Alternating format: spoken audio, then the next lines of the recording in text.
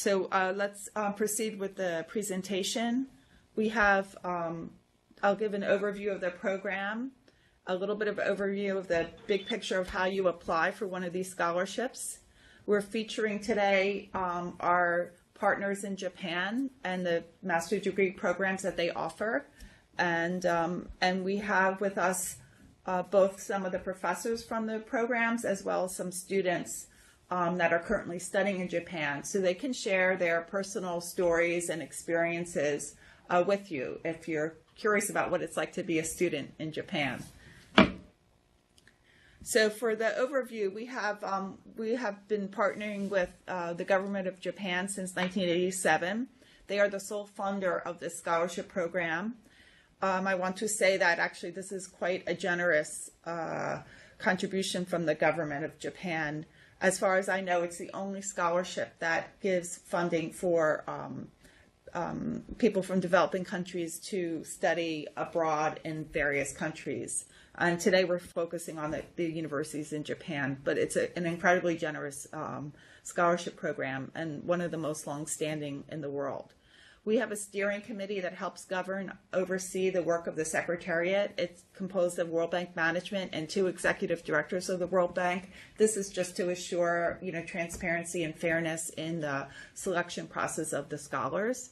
And of course, we have our partners with our universities, which we couldn't do without. So that said, we have a very specific objective of this program. We provide scholarships only to developing country nationals in their mid-career. So someone just straight out of a bachelor degree is not eligible. We want somebody who's been kind of grounded, well-grounded in their professional career, has achieved some milestones in that, and can really benefit from a master's degree abroad. The main thing that we would like people to understand is that our scholars are committed to go back home and to contribute to their country's development. That's the main reason why Japan is giving this scholarship. So we look for those people who have very strong, dedicated demonstration of dedication to their countries and the development of their countries, because it's the fundamental commitment that you have to make as a scholar to receive the scholarship. Just to give a big picture on the program, we have about over 240 programs that are offered. We get thousands of applications a year, and we only give out between 150 and 200 scholarships a year. So it's very, very competitive, but we welcome all eligible applicants to apply. So again, today we're just going to focus on the scholarship opportunities that we have with our Japanese universities. So one of the first questions people ask us is, am I eligible to apply? So we have very strict criteria for eligibility. We do not make exceptions for any of these criteria ever. We treat every application the same. And so let me just walk through these, and it's really up to the applicants to understand their own unique situations and if they're eligible. So we will take any application in, and then once the application is in, we determine eligibility if you meet our eligibility criteria. So let me go through them. The main thing is that you have to be from a developing country, and that means that your citizenship is in with a country of a World Bank member country that's eligible to borrow. So we have a list of those countries on our website. But basically, if you're in a developing country and you're a member of the World Bank, those citizens there are able to apply. You cannot be a dual citizen of a developed country. So if you have dual citizenship in the UK, you're not eligible. You have to hold a bachelor's degree earned at least 3 years before the scholarship application deadline. So we expect at least 3 years of full-time work after your bachelor's degree. The work that we want to see is that you have development-related work experience since the bachelor's degree. So at least 3 years after the bachelor's degree and within the past 6 years. So we want people who are working and have a good track record of employment. their work is focused on development-related topics. You have to be shortlisted for the partner programs we're talking about today. You have to be shortlisted by one of these partnership programs before we will invite you to apply for a scholarship. I'll talk about that a little bit later. Once you receive an offer of a scholarship, you have to demonstrate that you are in good health before starting the master's program. And you cannot have received any other scholarship funding from the government of Japan for any graduate program. And of course, you cannot be a member of the World Bank, a staff member or consultant of the World Bank, or an executive director of an alternative. So there's no conflict of interest since the bank is administering the program. So a little bit about the benefits we give you once you're a scholar. We give you a round-trip ticket, air ticket back and forth from your country and the university at the start and the end of the program. We pay for all the tuition costs and basic medical insurance that's provided by the university. And we give you a monthly subsistence allowance that covers your own expenses, including your books. And the amount just varies, depends on the host country. So let me just give you a bit of the overview of the application process, how it works when you're considering to apply for a scholarship for one of our partner universities. First, you have to apply to the partner university master's degree program, and you have to follow their instructions and their timeline. Every program has their own process of taking in applications and reviewing applications so that they meet the academic and other criteria of the university. So once that's the first step that you have to do for the partnership program. And then the program will shortlist a set of applicants that they receive and give us the names of those people that they've shortlisted from all the applications they've gotten in. And we as a secretariat will send an email to that short list of people and invite them to apply for the scholarship. So basically you have two applications. You have an application to the university, and then if you're shortlisted, you're going to receive another application form so you have two times you have to apply. The first is you apply to the partner program for their admission.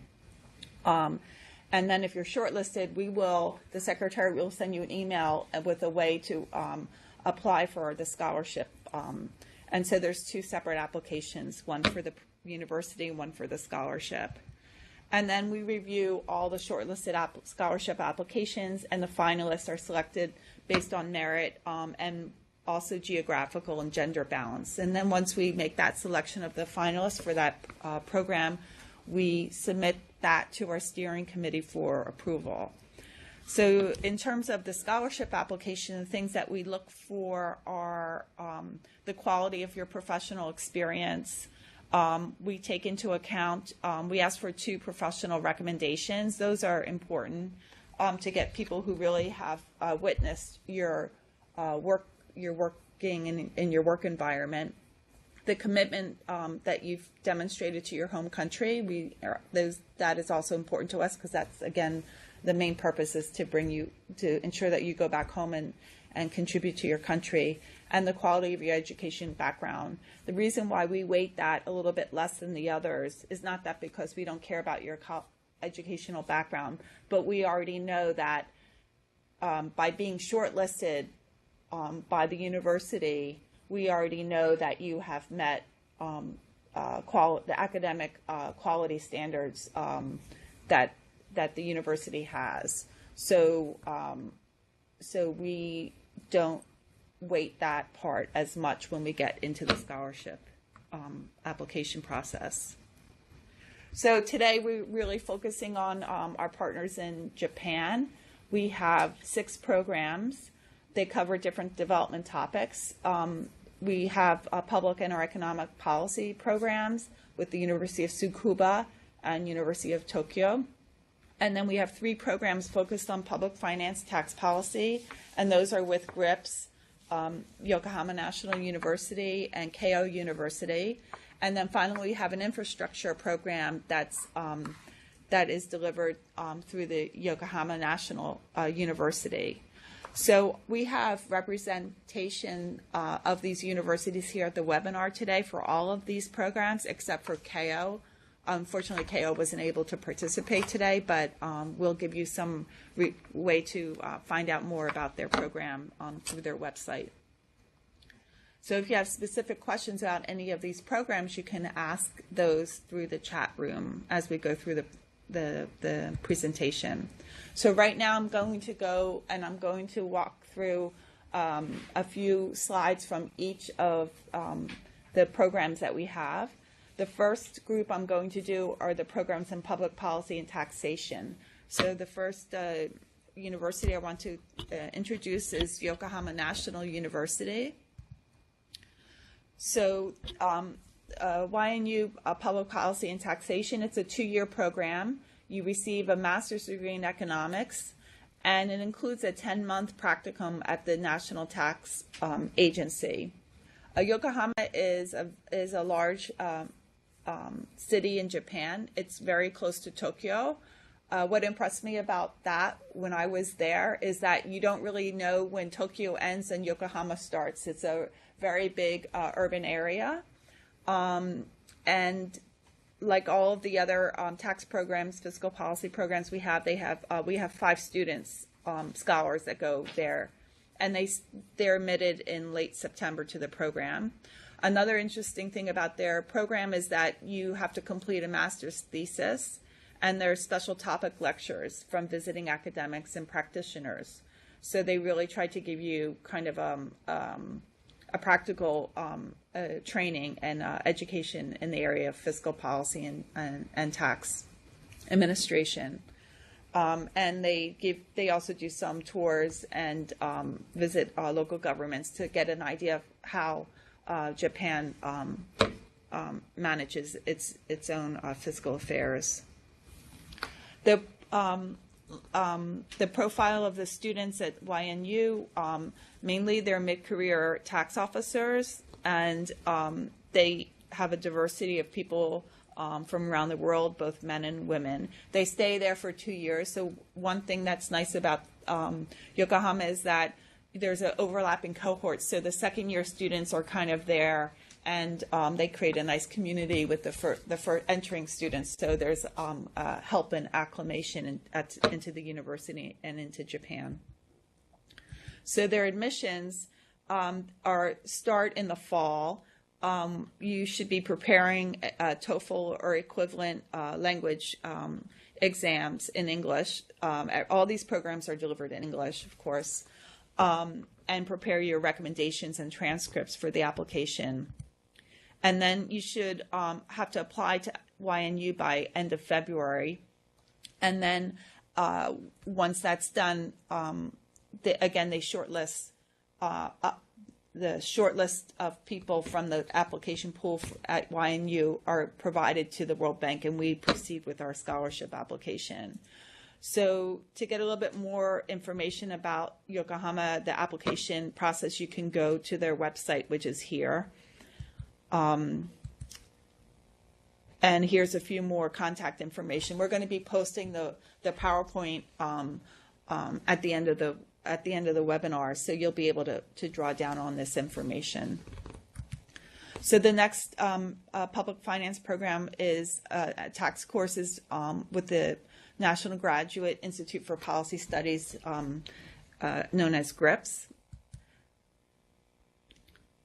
So that they are looking for students with a technical competency and understanding that have potential for leadership positions in the area of taxation. They of course, they have to meet all the eligibility criteria of a minimum 3 years of work experience and from developing countries. They look for government tax officials in particular. It's a 13-month program. They include a tax course and a customs course. They have a broad range of academic work, and also a practicum segment of their curriculum is provided by the National Tax College, which is a training institution in Japan for Japan's tax officials. So this is a great way, again, to kind of compare and learn about the way Japan manages its affairs, and discuss that among the diverse group of people who are studying at GRIPS. They also require a policy paper or a thesis that's written under the supervision of a faculty member. So those are some of the highlights for GRIPS. GRIPS gave a little bit more flavor in terms of their overall life at the university. It's diverse. They have a variety of people. They offer of students. They offer 400 master's degrees and PhD students, many of which 2/3 are from students are from outside of Japan. So it's a diverse university environment. Also, their faculty, 14% are from outside Japan. And they have a large alumni network, and they are located inside Tokyo. So their admissions process is they have an online entry form, and that comes out in early February. They'll send you an ID, and so that you can apply online by the middle of February, and then they ask for supporting documents to be sent by mail again in the middle of February, and then they're shortlisted. Are notified. The selected for shortlists are notified by the end of April, and then we go through the bank's process of the scholarship application by early May. And then by middle of June, final results are sent out to the winners of the scholarship. And then they're very excited for you to come in September. So we work hard to get you there on time. So that is GRIPS. Again, here's all the contact information you'll be able to access when we post this PowerPoint. The last public finance program is at Keio University. They're not here today, so I'm just posting their website. But a lot of the similar information that we're going through today is also on the Keio website. And if you have specific questions about Keio, you can still ask them to the chat room, and we'll do our best to have them reply to your questions after the webinar. So in Yokohama National University, we have two programs, actually. The one that we just reviewed, the tax policy program, and we also have an infrastructure management program, which was just recently restructured, and we have our first new cohort coming in soon to that. So it's a master's degree program in infrastructure management. We get about 10 scholarships a year to that program. It has a very specialized curriculum and framework courses, and it includes field trips and internships inside Japan. So the students learn a lot about infrastructure inside Japan as well. The profile, they're mainly are government officials from developing countries with engineering backgrounds, a wide variety of engineering backgrounds, and they come from all over the world. And they work hard. I think all our scholars have to work hard. So we have I think I can say across the board, the quality of the programs that are offered in Japan are very high quality, and so you're asked a lot. You're asked to learn a lot and to work hard, but you get big payoffs from that. So I think it's a two-way street there. Okay, so for the admissions deadlines, again, you apply to YNU, and then we're going to apply to the bank, and then we will notify you. So I think the main thing we encourage people from a wide variety of infrastructure backgrounds to apply, and we really will like to increase the share of scholarships that are going to women. I think across the board, even in my country, the U.S., less than half women are applying to engineering programs. So we do like to have a diversity of people going to this program, both in gender and geographic, and by types of engineering fields of study. So really we encourage a wide variety of people to apply to the program. And again, if you want more information about the infrastructure program, you have emails and the website is available. We have all the websites also posted on our the World Bank Scholarship Program website, so you can access them directly, or you can look at the variety that we have through our website. So now I want to turn to the two programs that we have in economic and public policy administration. The first one is the University of Tsukuba. So Tsukuba is an 18-month program, and it focuses on the design and conception, the design and implementation of development policies. It has a very transdisciplinary approach to the economic and social development of developing and transition countries. Right this year, they're offering two courses, one in economic policy and one in public policy.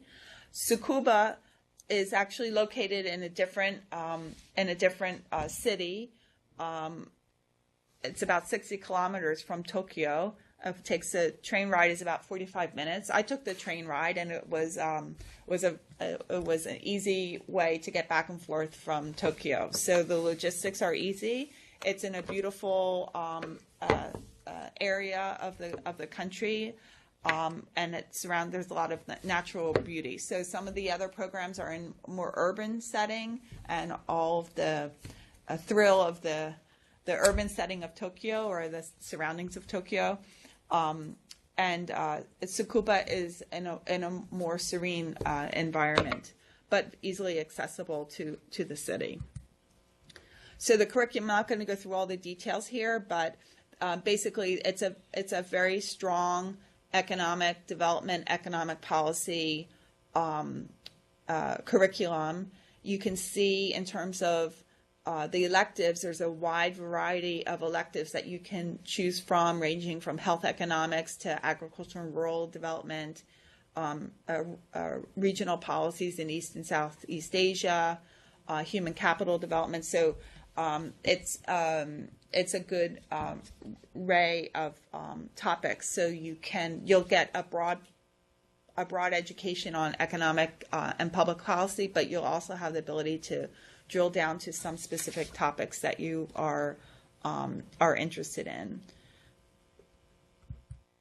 The student profile, again, they're looking just like we are for these mid-career professionals, and with work experience specifically in policy making. And they look for students that have kind of a practical, pragmatic, problem-solving perspective from their countries, and they want them to have some kind of background in policy making, policy decisions, and policy making challenges. It's really aimed for people who have knowledge in political science, international relations, and sociology. So they can look for a broad range of experiences.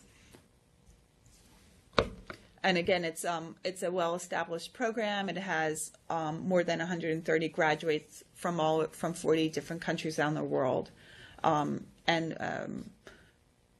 so it has built up a strong standing.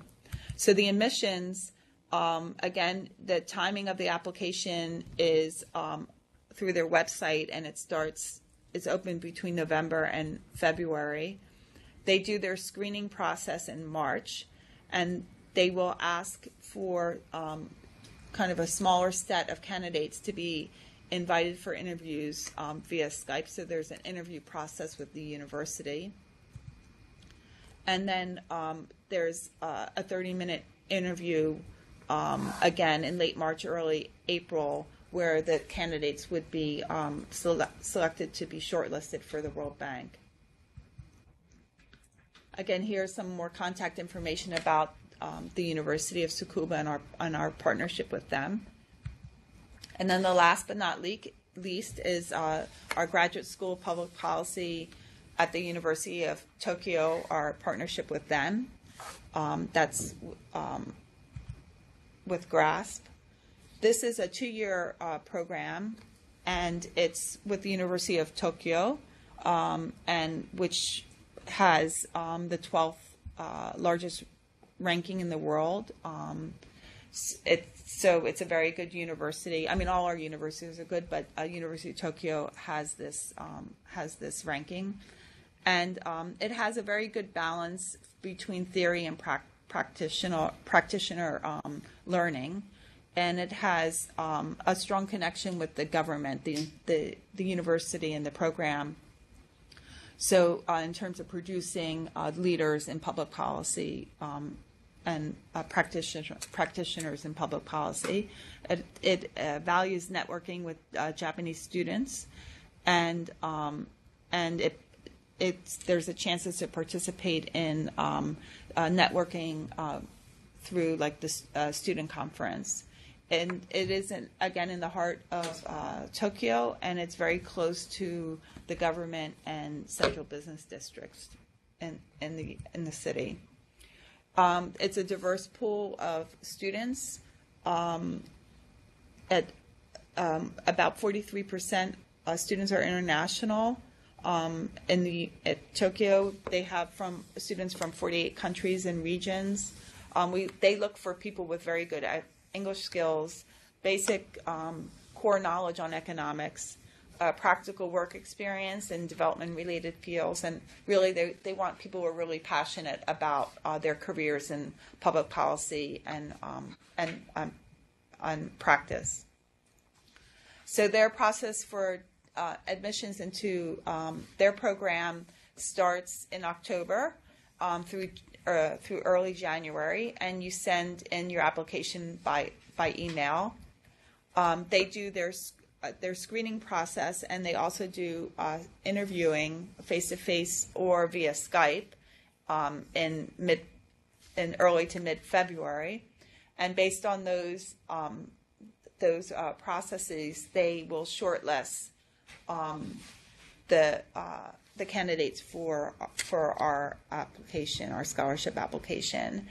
And then the final results come out by late April, and then the program starts in September. So again, here are the contact information from that you can to get more information about the program at the University of Tokyo. So I just want to give a little bit of a flavor of kind of like what are scholars, what are alumni saying about their experiences. So we have just 2 examples from the YNU tax program. So Melania, she is from Zimbabwe, and she says, "I give credit to the program as it equipped me with good attributes of an economist who is able to research and work in the area of knowledge empowerment. And my master's thesis was published by the Lambert Academic Publishing Agency." So she really values the quality of her academic experiences at YNU and how that was able to improve her career back home in Zimbabwe. Niswatli Mauna from Indonesia, she says that it was a golden opportunity for her to upgrade her credentials. She says it broadened her knowledge and experiences, and it's increasing her ability to network, not just back at home, but also around the world. And she tells the world, like, take the opportunity because the same opportunity will not come twice. So she was very appreciative and valued greatly her experiences in the YNU tax program. I have 2 quotes from YNU tax, not because we're just starting to get these kinds of materials developed, but I can attest from the tracer studies that we do every 2 or 3 years that we get excellent feedback from our scholars that have attended our programs in Japan in terms of the value it's given them and their ability to really kind of leapfrog with their career when they go back home. So that's it for the presentation.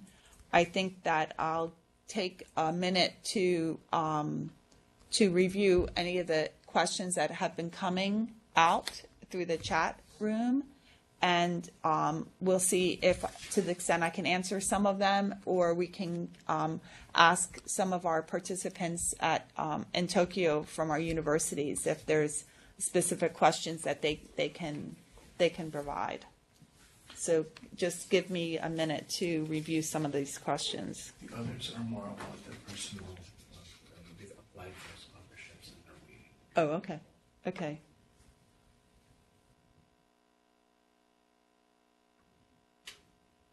We have other, That cover other countries. yeah, other scholarships.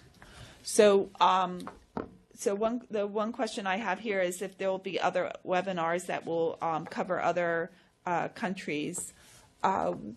We don't have any other webinars planned for this. We do have a lot of information about the program more broadly on our website.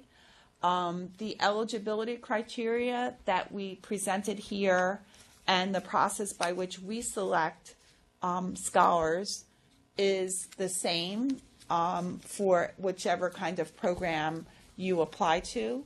We have two ways to get our scholarships, one through the partners and one through preferred universities.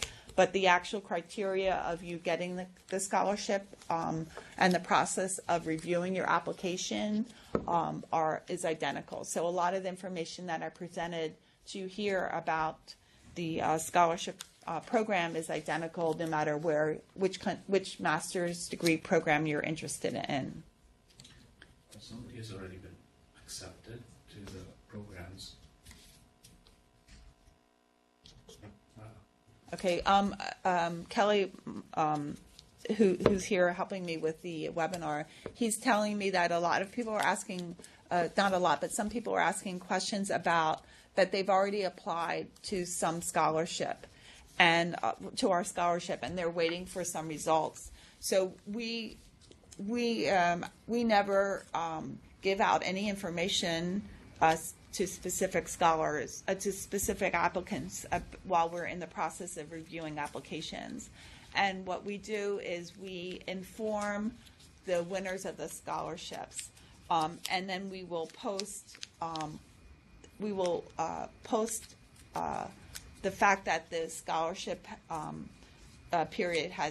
scholarship application period has ended. We post that on our website. But we don't inform the ones who have not received the scholarship. So you have to kind of watch our website and see when that information is posted. So to see if you haven't yet received an invitation for an award to one of our scholarships. So we have to do that because, again, we have thousands and thousands of applications, and we cannot communicate individually with each person. So we're not available to answer any questions about any pending applications that you've already submitted. The purpose of this webinar is just to inform people about the process of applying and looking into programs that we have in Japan. So we'll stick to that topic for the webinar. Is there anything else? So, okay, so I think what we can do, we have a few minutes left. So I think that I would like to offer for each of the universities that are present, if they would like to add anything more about their programs. But before I do that, I would hope that I believe we have 3 scholars with us that are currently studying in Japan. One is Johannes at Tsukuba, Mirza at the YNU Infrastructure Program, and Mr. and Joseph Nyambura at GRIPS. So if possible, I would like each of them just to talk for two or 3 minutes about some of their experiences, either living in Japan in general or anything specific you would like to say about the program that you're studying. So I think I see I think I see Mirza on my screen, if I'm correct. So Kelly, can you unmute the University of the YNU infrastructure, Dr. Hayano, Hayano, and so they would be able to speak. Okay, great. We hear you. So if we could just hear from the student first, just to get an idea of, what's life like to be a student over in YNU and in Japan. Hello, I am Mirza Nazmul. I am studying in infrastructure management at Yokohama National University, and I am from Bangladesh, and I am working in my country at water supply and sanitation sector, and I applied for this scholarship because I saw that this is not actually pure engineering only, but it will give me opportunity to learn about the management and environmental things and economic policy and human resource, like broad things. After my graduation in engineering, it was a great opportunity for me to learn about the whole things, and I think it will be very efficient for me to do my job after go back to my country. And I want to say some who want to apply this subject, and if anyone like to know about that public management and public administration and also in engineering, then can apply this subject. It's a good opportunity. Thank you. Okay, thank you so much. Sorry, there's another student from Tsukuba also. There are two students. Okay. There's no main. Okay, so I understand that there's two students. Did you say two students at the office at the University of Tsukuba? So it would be great if we can get them to also give some of their experiences, both in Tsukuba and Japan in general. Kelly, can you unmute that office?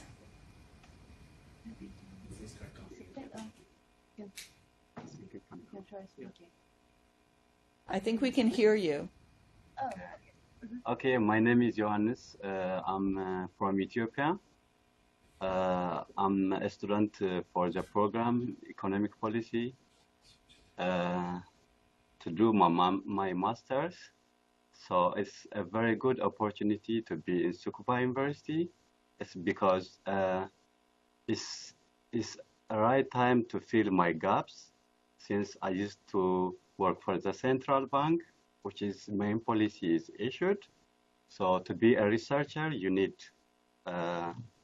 very comprehensive methodologies and theoretical backgrounds. So in Tsukuba University, it gives me a good opportunity to fill my gaps. Thank you so much. That's great. Is there another student there with you? No. Okay, I misunderstood. Okay, and then do we have at the Tokyo office, we have students from YN from GRIPS, I believe. Is that the case? Yeah, we have two students, one from GRIPS and one from Yokohama National. Okay, great. So why not let's have both of them speak. So why don't we have the person from YNU Tax speak first, if that's okay? Again, the same type of thing. What's your experience, both at the university, just what's life like in Tokyo? Okay, good day. Can you hear me now? Yes. Okay. My name is Oina Jagun. I'm from Nigeria, a student at YNU on the Public Policy and Taxation Program. I work with the Federal Inland Revenue Service in Nigeria, and that's the body in charge of taxation. So this program is actually just fashioned for my kind of career, and it's very practical here, not just theoretical. The wonderful thing about it is the very high quality of education here. The teacher-student ratio is very good.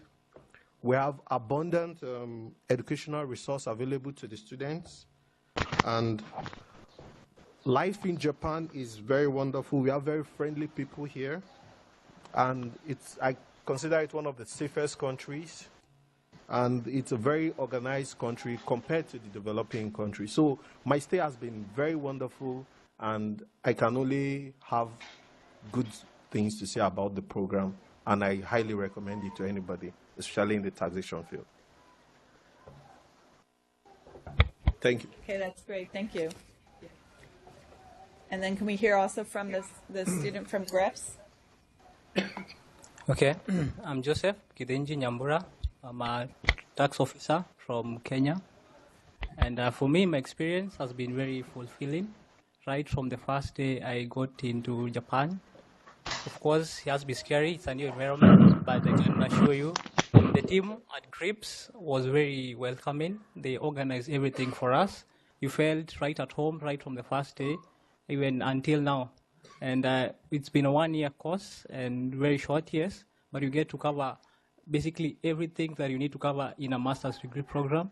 And apart from it, we get to have a practical version of it where you get to have practitioners in Japan take you through the whole tax admission process in Japan. So you get to appreciate both the theory and the practical aspects of the training. So I would actually recommend this course to any practitioner who is out there in developing countries, because Japan has a lot to offer for these countries who are transitioning and actually aiming to become anything closer to Japan.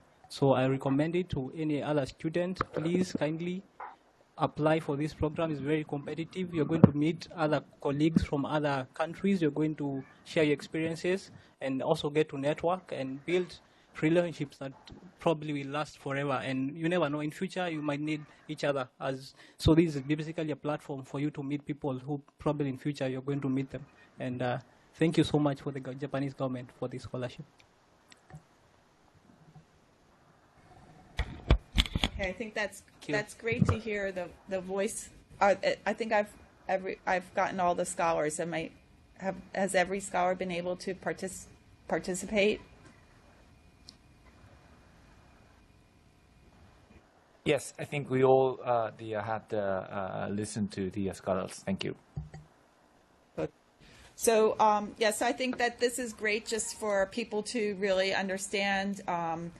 That it's quite a great experience to go to Japan, to experience the Japanese culture and the people of Japan, and also to just have a very high quality education that has a strong academic theoretical foundations, but also have a very strong practical point of view. And this idea that you learn also from each other is very true, because you all are kind of mid-career professionals. So you bringing to the classroom, your own experiences, and there's a very rich learning that takes place because you have very high quality faculty that are teaching you from long-standing programs, but also you're really learning from each other, and the university and the faculty are very good at facilitating that cross-country learning. So, and being in Japan, you're really open to different ways of thinking about the policy issues or the development challenges you face, and learning about how Japan has addressed those challenges themselves. So it's a very eye-opening, very rich experience in many, many dimensions. And I thank you so much to the scholars for just talking from their heart about their experiences. And we always I'm always happy to see scholars because we usually just see applications. So it's great to hear your voices as well. So I would like to turn back to the universities. I had presented basically an overview of their programs, but if there's something that they would like to contribute a little bit more in detail, either about their curriculum or their admissions process, I would be happy for them to embellish a little bit on their presentations. Koichi, would you be able to facilitate that from your end, starting with the universities that are at the World Bank Tokyo office with you? Sure, Teresa, thank you very much. At the World Bank Tokyo office, we have professors from Yokohama National University, tax programs, GRIPS, and University of Tokyo. First, I'd like to ask Professor Parsons to speak about tax program at Yokohama National University. Thank you. Good morning or good evening, depending on where you are. Thank you, Teresa, for the excellent introduction to our program. I think you've, Yokohama in taxation, I think you've said it all, but I think I'd like to add a few comments. One is there's so many wonderful programs that I hope the applicants can do their research and figure out what program's right for them. And although KO, who's not here, has a different timeline and starts in April, the other universities you've talked about this evening start in the fall.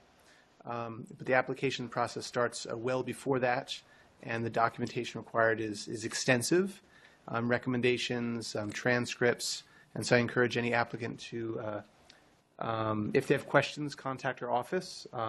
Months ahead is fine to check things out, and especially so recommendations are one. Make sure that you contact the people and give them time to get their recommendations in. But also for those students that do not come from a country where the first language or the language of instruction is English, make sure you have a TOEFL score or IELTS or other documentation well in advance. I know in some countries the test is not offered all year round. This year, I think we had a student maybe from Indonesia or Thailand who the next TOEFL offering was February, and that's already past the deadline. So, get those test scores updated, transcripts, and recommendations prepared, because it's a great program and a great process, but it is a long process. Just hope you're aware of that. Thank you.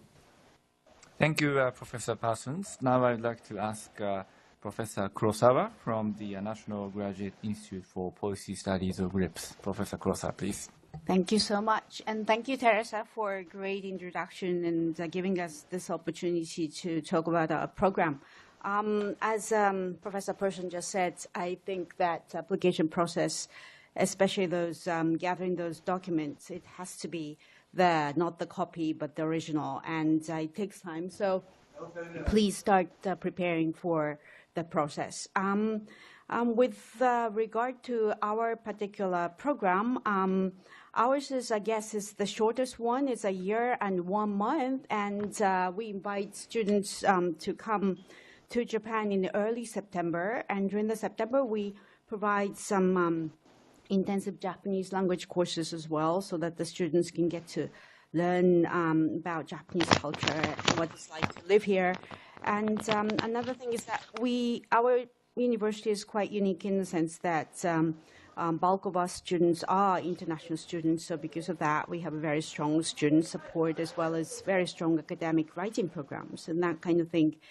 Please, if you could consider it, that'd be great. And we have a very strong alumni network. And also, Yokohama University National and KO and us, three of us are offering this tax program, and they all are tax officers basically, and they build this really strong network of tax officers, and that would last for their lifetime, I think. And so we're looking forward to seeing you all. Thank you. Thank you, Professor Kurosawa. Now I would like to ask Professor Nishizawa from University of Tokyo, please. Thank you, Omori-san, and thank you, Teresa, for excellent presentation mentioning our strength. And my name is Toshiro Nishizawa, project professor from Graduate School of Public Policy, University of Tokyo. I'm very much excited to be connected to potential applicants globally.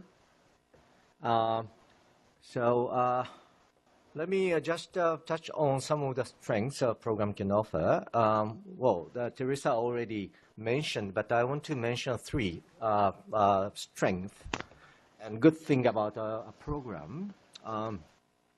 The program offers curriculum with a good balance between theory and practice. And the courses are offered by academics and practitioners. This is a very unique feature of our program and strength. The second is the program would give you networking opportunities with Japanese students, but also the students from all over the world. This is a very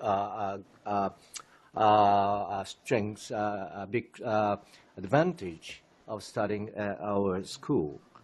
And this would give you a huge opportunity in the future. And third one, this was not touched on by Teresa, but we are going to have a brand new building soon. University of Tokyo Graduate School of Public Policy has been very famous for poor building conditions, but eventually we have a very brand new building. So those who are coming to study with us will enjoy the much better environment in the near future. We really want to have mid-career professionals with a passion for a public policy study and practice. This is what I like to emphasize here. And one last point is I want all the applicants to check eligibility of the applicants yourself. Yeah, this is quite important to have a smooth screening procedure. So this is the message I want to deliver now. Thank you very much. Thank you, Professor Kurosawa. I would now like to pass the microphone back to Teresa. And then, Teresa, you can ask professors from Tsukuba and Yokohama National Infrastructure to come in. Thank you. Thank you, Koichi, and to the professors with you. I think this is very helpful. So let me pass the baton over to the University of Tsukuba. I believe that Professor Shuto is present, but if not, one of the other professors will be able to speak to their program. Hi, Teresa. Okay, so this is University of Tsukuba. I'm Professor Naito, and I'm very excited to talk all the potential candidates and other professors in other programs. Okay. University of Tsukuba is one of the oldest programs. It was started in 1995. So we have now almost 20 years of the history of the program. And we have lots of alumni in all over the world. We have lots of applicants from Africa, Asia, and other parts of the world. And we are really, professors are really not interested in teaching, but also we really want to know the agenda of each student. So professors really want to learn from students and give feedback and thinking about solution the students is now having in their own country when they are making policy decisions. Okay. And one of the unique characteristics of University of Tsukuba is that we are very good environment. Most of the students are living on campus. And so they are commute, like, basically 5 minutes walk. So, and so they keep studying and they go back to dormitory, and the professor also living very close, almost all professors living like 5 minutes from the university. So we really study and talk almost everyday basis. So it's a very, very friendly environment. And also we are very convenient. Just as you mentioned, it's just 5 minutes, 45 minutes, fast train. and actually many people are commuting to Tokyo too. So we are having good balance between the good environment and convenience to Tokyo. So we are really welcoming to all the applicants, and we are waiting for your application. Yes. No, just saying hello. There is nothing to add. I am also Professor Minowa, and well, Teresa has left from the chair, it looks like, but it's nice to be here. Sorry. Hello. So, yes, Professor Shuto has left, so we are two here. But I think you have explained our program very well, so just to say thank you. And we are looking forward to receiving many applicants. Okay, that's great. Okay. So let me, again, not last but not least, let me turn to Mr. Hayano, Professor Hayano with the YNU Infrastructure Program to come back to just close the loop on the kind of curriculum and experiences applicants can expect if they are lucky enough to get a scholarship to the YNU Infrastructure Program. So, Professor, can you speak to your program? Okay, thank you very much, Teresa, for your kind introduction of our program.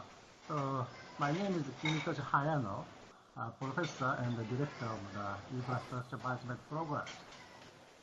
So, let me briefly add a little bit more information about our program. As in the talk of the Teresa, our program was a little bit restructured a few years ago. But since 1995, Yokohama National University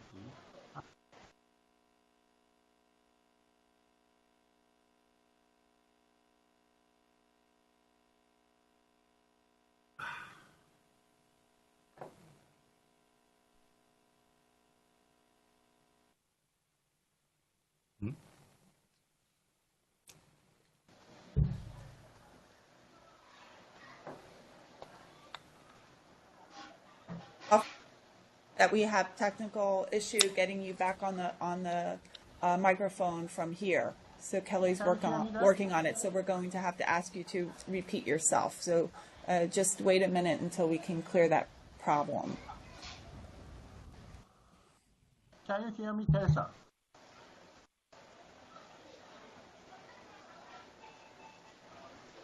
Just start from the beginning because I think we had a little bit of technical difficulty listening to you. Sorry about that.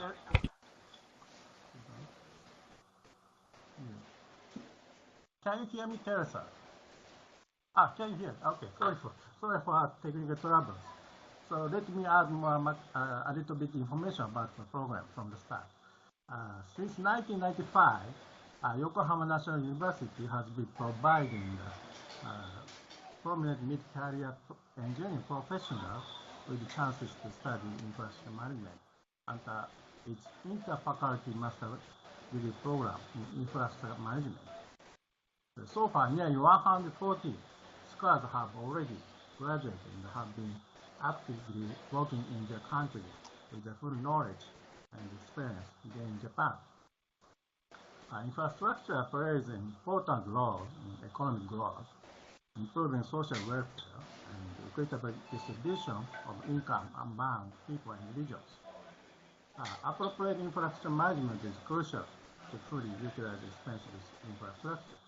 So I think that Yokohama is one of the most suitable place to study such infrastructure management because the debate on this Yokohama city itself shows the evidence of the importance of infrastructure development and its appropriate management. So our program offers lectures in the fields of engineering, environment, economics, management, and law, together with fundamental practice Japanese, and mathematics, computer techniques, and other basic subjects in the past year. During the second year, students engage in internship programs related to their areas of study. And finally, students submit thesis, which is the requirement for the completion of the master's program.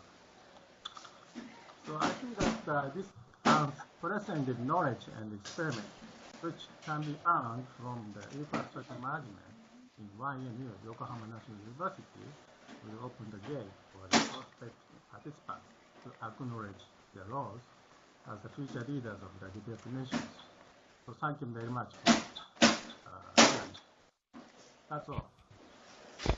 Okay, great. Thank you so much. Thank you to all the professors for those insights. Of course, there's nothing better but hearing directly from them about their program. So I hope that this has been very inspiring for people, and that they can see that this is a very vibrant community of professors and scholars studying in Japan on a wide variety of development topics. So we would like to really encourage people to consider this opportunity and to look forward to getting more details on the websites of both our scholarship program and the university websites to get more detail about how to start this application process. Again, the first step is to start applying to one of the partnership master degree programs that we offer. So let me conclude the webinar. Say thank you for everyone's participation. We will be posting the webinar on our website, which is at worldbank.org/scholarships. And we will also be posting some FAQs for questions that have been coming in, or common questions that we get about the application process, so that you can pursue and consider this absolutely wonderful opportunity. And I would just like to end by, again, thanking the government of Japan. It's a quite unique scholarship program, very long-standing, and it reflects the people of Japan's commitment, really, to the world's prosperity. So it's very, very generous of the people of Japan to provide this opportunity to people from developing countries. So let me conclude this program to say thank you again. And we look forward to getting many great applications coming in for our partners in Japan. Thank you.